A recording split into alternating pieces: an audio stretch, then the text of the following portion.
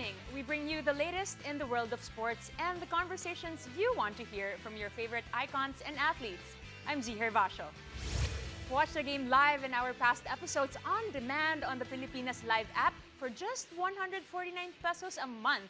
Available for download on Google Play or the App Store. Buckle up, sports fans. Let's get in the game.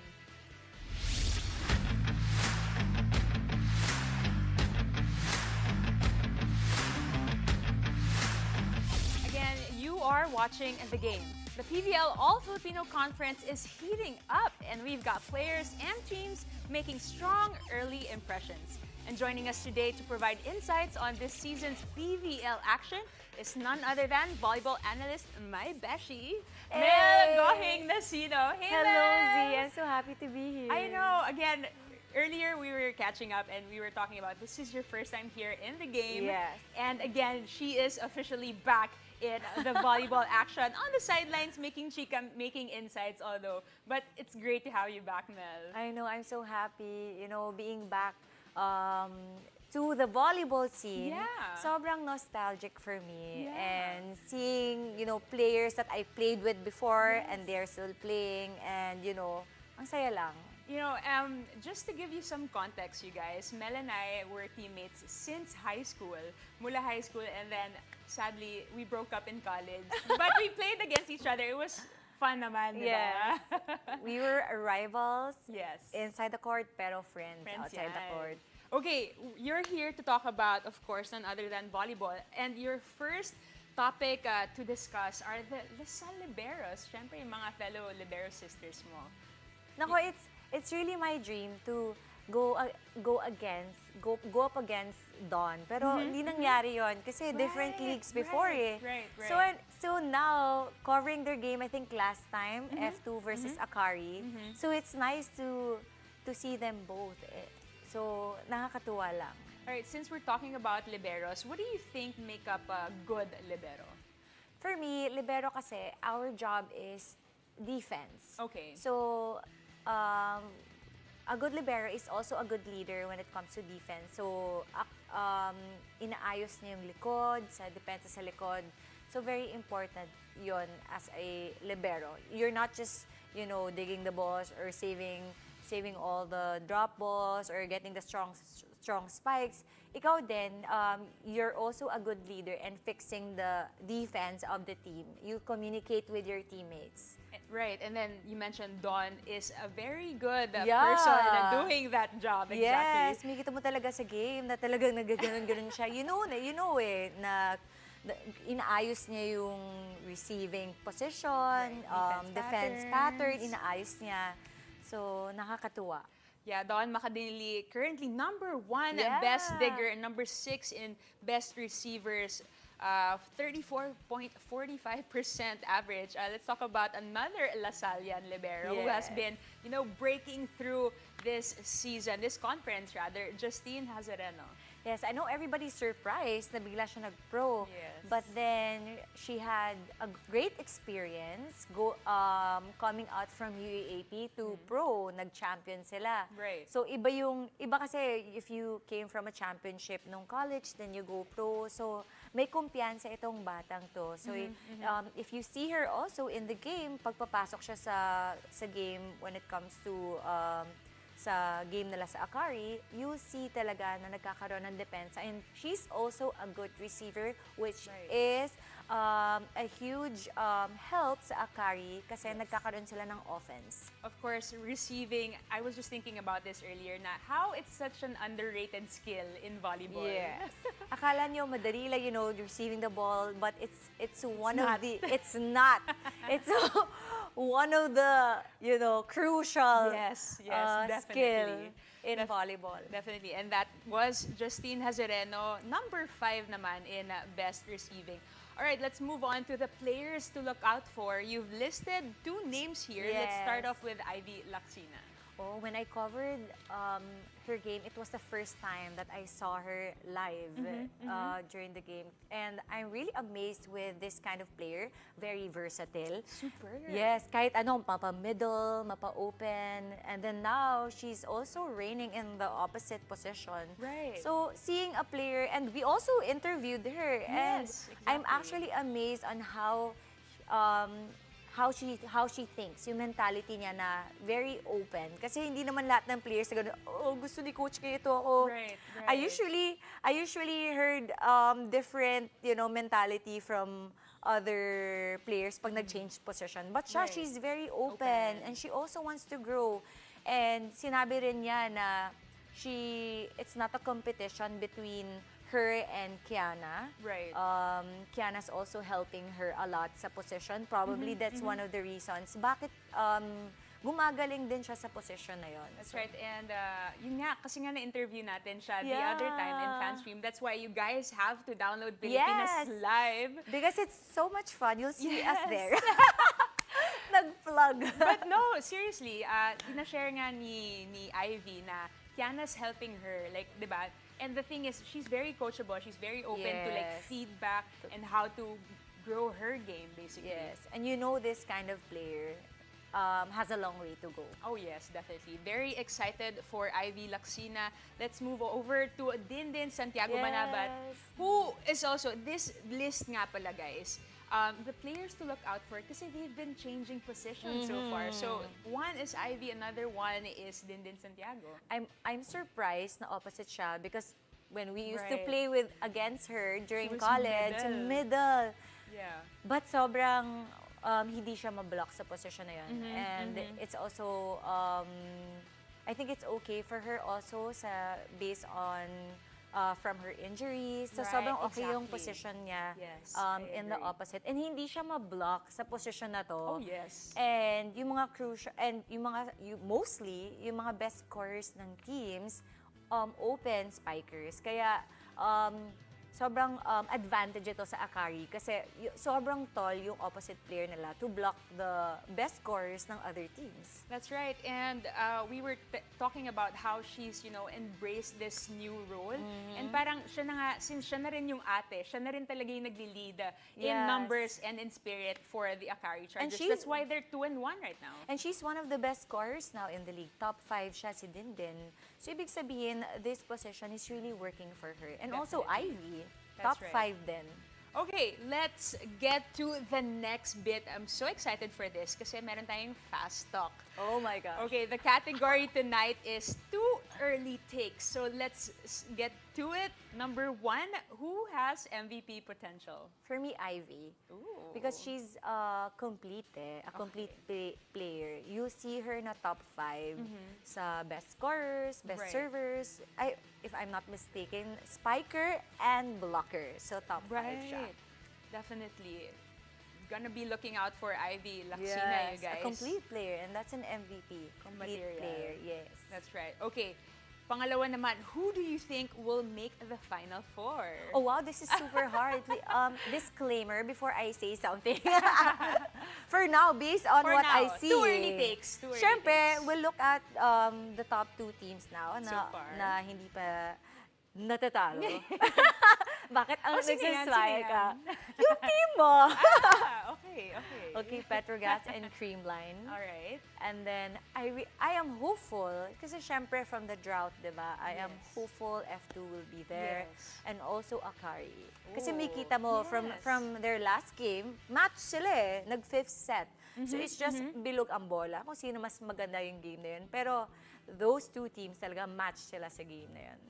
Okay, the last but not the least, who will be a breakout star this conference? Oh, Fifi. Fifi. Yes. Okay. She had a good run during college. So, I want to see her more this season. For sure. Kasi And ito yung breakout moment niya sa Pro League. Correct. And she's been doing great. she has been. Yeah, and she's been helping her team a lot. Blocking pa lang, and also may leadership din siya. Kahit Yeah. pa paano, may kita mo siya na gaganon yun. The yung animal typical- swag? Yeah, the Yun na typical ba yun? Fifi swag. So, yeah, I saw that while covering her dun sa fan stream. So, nakakatuwa. Animal. Well, Mel, I'm unfortunately, this is all the time that we have Yes. today. That's why magkita-kita na lang ulit tayo sa I fan know. stream. But thank you for dropping by tonight. Yes, thank you, Z. All right, after the break, we'll hear from Ateneo Lady Eagles on their successful first round run in the UAAP Season 86 Women's Basketball. Stay tuned, you're watching The Game.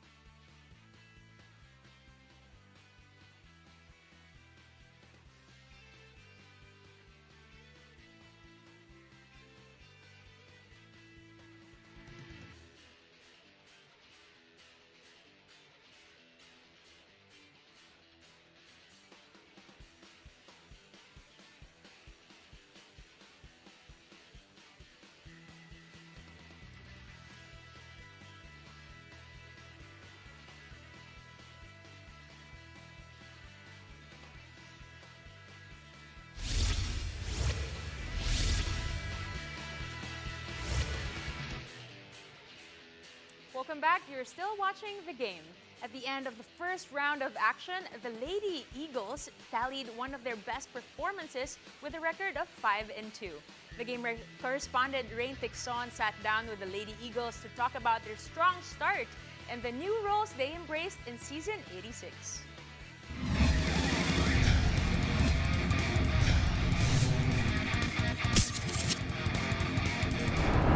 Welcome everybody to Inside the Game. My name is Rain Tingson and I am joined by the Ateneo Lady Eagles. First of all, congratulations on a very successful first. Coach, I wanted to start with you. Obviously, every year is about getting better and better, but your record as of the moment is already much better than where you were last season. Do you think that this was a goal that you were actively chasing throughout the whole season? Yeah, I think our girls are more mature.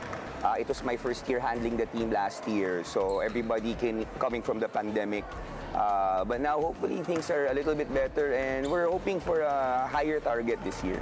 And Jazz, you and Casey have been in the middle of the spotlight every single time we talk about Ateneo. But do you think there are players in your team, there are factors in your team that you think doesn't get enough recognition, especially with how successful you've been so far? For me, you know, like me and Casey always been in the spotlight, but without the team itself, we wouldn't be here in the spotlight.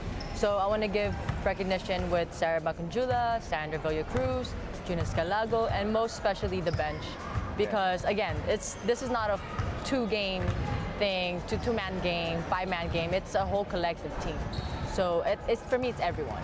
Coach, and was this a conscious effort for you, especially since these two girls had to go abroad for a time and then you were stuck with your bench, really developing your core to get stronger for the season? Yeah, we definitely feel that we need everybody. And I think even in the coming second round, other girls will be stepping up.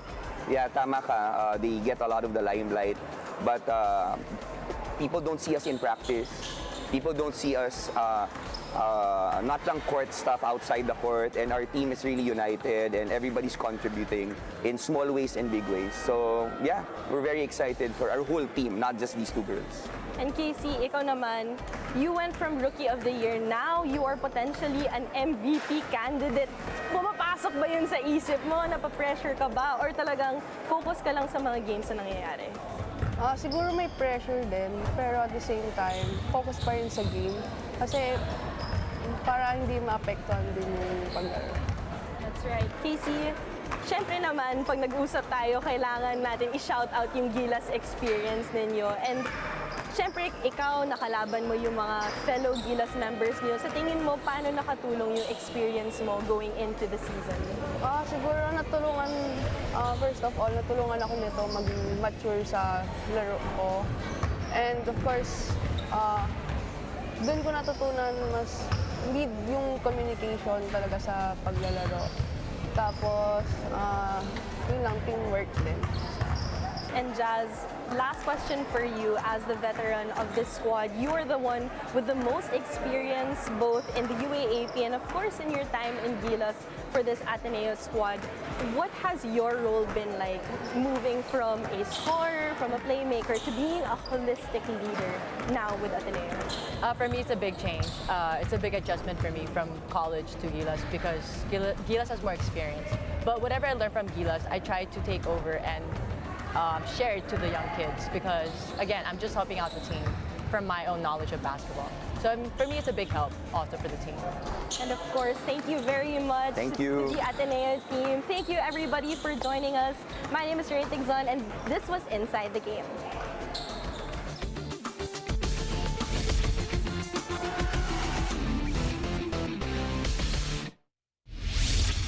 Now more sports stories after the break. Keep it here. You're still watching The Game.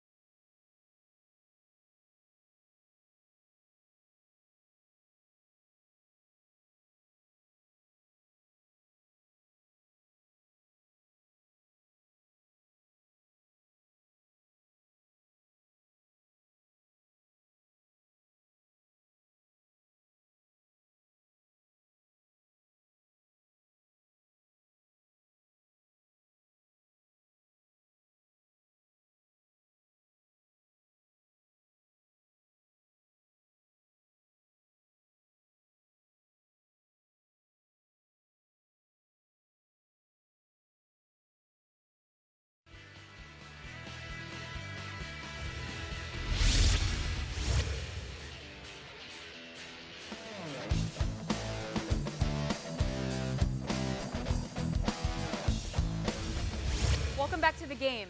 The NBA is officially back and the regular season tipped off with a pair of explosive games with the league's most popular squads. In a rematch of last year's Western Conference Finals, the Denver Nuggets outplayed the Los Angeles Lakers 119 to 107. The Joker, Nikola Jokic, dropped another signature triple-double with 29 points, 13 rebounds, and 11 assists. The defending champs had great performances all around from Jamal Murray to KCP, who combined for another added 41 points. They face the Grizzlies next this coming Saturday. In other Western Conference news, Devin Booker and Kevin Durant led the Phoenix Suns to an opening day win against Stephen Curry and the Golden State Warriors. D-Book scored 32 points, 6 rebounds, and 8 assists, while KD dropped an 18-point, 10-rebound double-double. New addition Bradley Beal has yet to make a debut with his new squad, but 3 other Suns scored double digits to take the victory. You can catch the NBA regular season action on NBA TV Philippines and, of course, the Pilipinas Live app. Now, speaking of upcoming games, let's take a look at tomorrow's schedule in the Premier Volleyball League. The heart of volleyball resumes at the Inares Center in Antipolo tomorrow. The Durflor defenders will start it off against the Creamline Cool Smashers at 2 p.m., followed by a face-off between the Akari Chargers and the Farm Fresh Foxies at 4 p.m. Closing off Thursday's PBL action are the Signal HT Spikers versus, of course, the Choco Mucho Flying Titans at 6 p.m. Well, that's it for tonight. Thank you for catching the Ziherva Show. Don't forget to catch all the games live and on demand on the Pilipinas Live app for just 149 pesos a month. Available for download on Google Play or the App Store. I'm Ziherva Show. This has been The Game.